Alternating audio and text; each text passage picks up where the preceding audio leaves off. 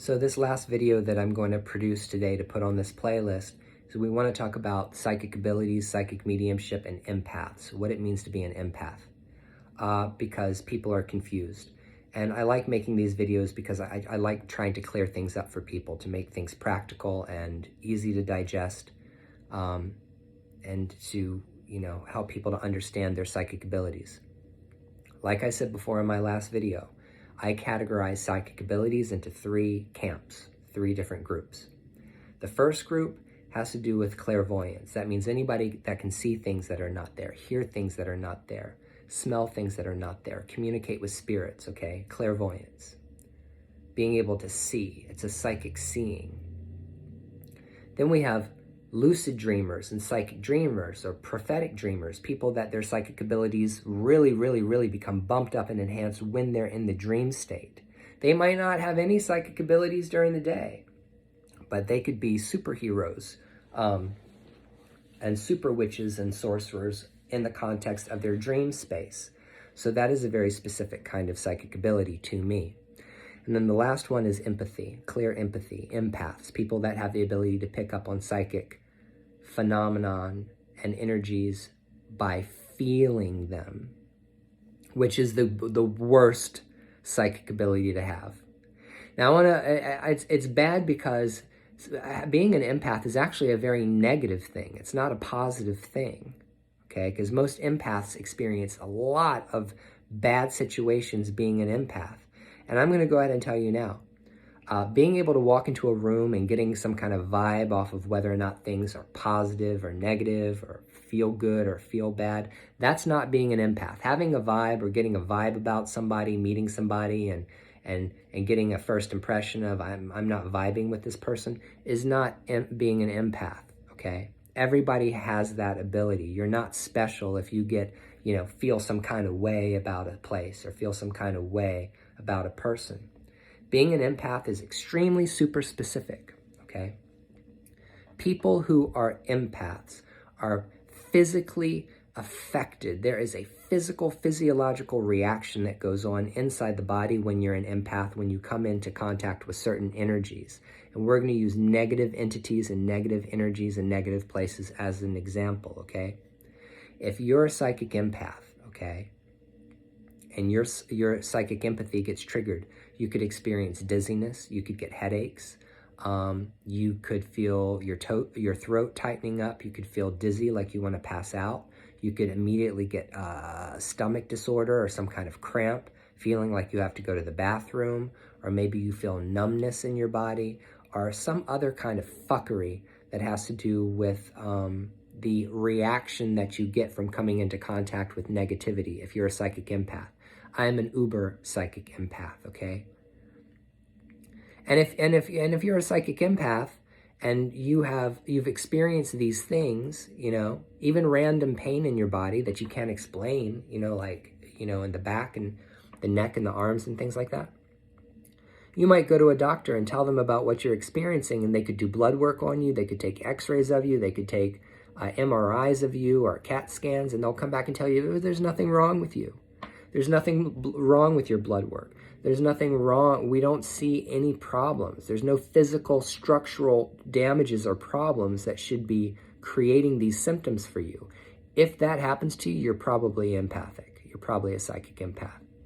Because psychic empaths have very visceral responses and negative reactions in negative situations, are picking up on negative energy and negative entities, which is why empaths need to protect themselves twice, if not 3 times more than everyone else that deals with witchcraft, the occult, sorcery, magic, anything. There are some people who are so empathic, like myself, that it's impossible to go out into crowds. People might think that I'm a hermit. I'm a hermit because I protect myself, you see. All I have to do is start talking to somebody and I start getting psychic empathy and psychic images going on in my head. They don't even have to be in the room with me physically. And so I can't go to Walmart when it's busy or crowded. I can't go into Starbucks and stand in line where there's like 25 people in line. I could never work at a Starbucks. I could never work at a Walmart. I don't have the ability to interact with that many people in a day. Impossible, okay?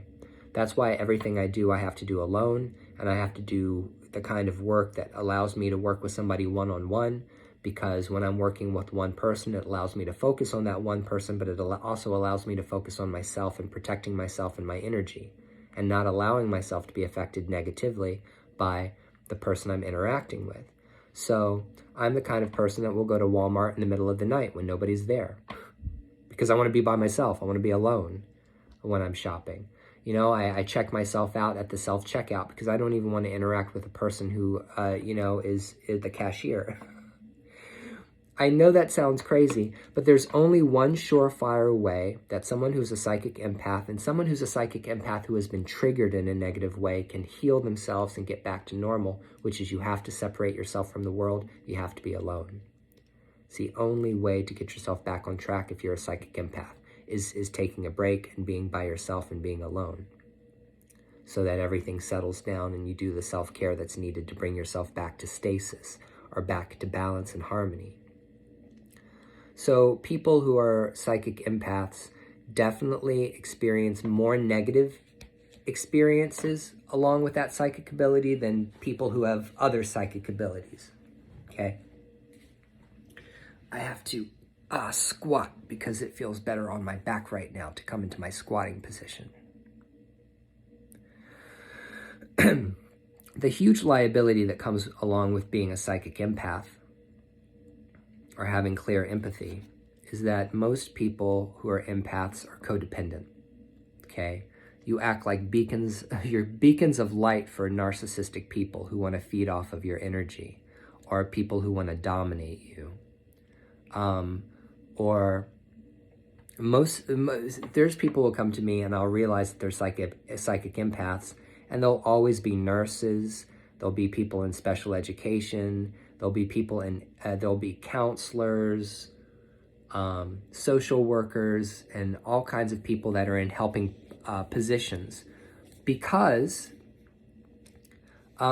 empaths just kind of tend to be natural do-gooders. They want to do good things for other people. They want to help other people. So, but it can backfire on you, because if you're a psychic empath and you take on other people's emotions and other people's thoughts and feelings through your emotional receptors, okay? But you have a very strong desire to help people. I have a strong desire to make people feel better, okay? So I'm going to go to nursing school and I'm going to become a nurse. But then you become a nurse and then you walk into a work environment every single day where everybody's sick, everybody's miserable, everybody's sad. There's a lot of death, okay, going on all the time. Or you end up in an emergency room where all the people who are around you are stressed out, who are tired, who have not been sleeping. And then you're stressed out, you're tired, you haven't been sleeping. You have created a nightmare environment for yourself. And you're going to be miserable, and you're going to end up sick. Because the end result for people who are psychics that either neglect their gifts or don't take care of themselves is absolute 100% burnout. You will burn yourself out as a psychic empath if you're constantly putting yourself in situations and people, places, and things that are going to be negative and not good for you. It's very, very tricky. So if you want to help someone and you feel like you're a psychic empath, be an acupuncturist, be a chiropractor, you know, be a Reiki master, be a massage therapist. You know, you can even be a sex worker. I'm a sex worker. You know, dealing with people one-on-one in a way that is manageable for you and isn't unmanageable or lead you to have a crazy, spastic, stressed out life.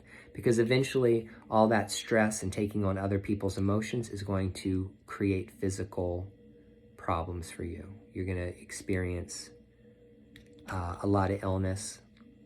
You're not going to recover as fast from other people when you get sick. You're not going to recover as fast as other people do after you're getting sick. And that's my encouragement to you. You have to protect yourself, okay? Buy jewelry that is going to be protective to you, perform ceremony and ritual to consecrate and bless those things. You know, if you're a Roman Catholic, you can go down to, you can go buy a huge crucifix and get a Catholic priest to bless it and wear it if you believe that's going to protect you. Or if you want to wear crystals or pentacles or other things underneath your shirt that are going to protect you from negative energy. You need to cleanse yourself. Every day when you come home from being out on the street, you need to burn a stick of incense and clean your body off with a stick of incense, or use some Florida water on your head and the back of the neck and around your body to get off any kind of negative bullshit that has been stuck to you. Because you are sticky. You are sticky. You shouldn't go to the graveyard. You shouldn't go to the cemetery, okay? You should avoid places where violence has happened or there's a lot of spirits of the dead, because they will follow you, being an empath. And I'm not trying to make you afraid or scared, and I'm not trying to make this a doomsday video when it comes to being an empath. I'm saying being an empath is like having a spiritual liability that you have to protect, because it will affect you in a negative way. And that's the difference between a real empath and someone who thinks that they're an empath.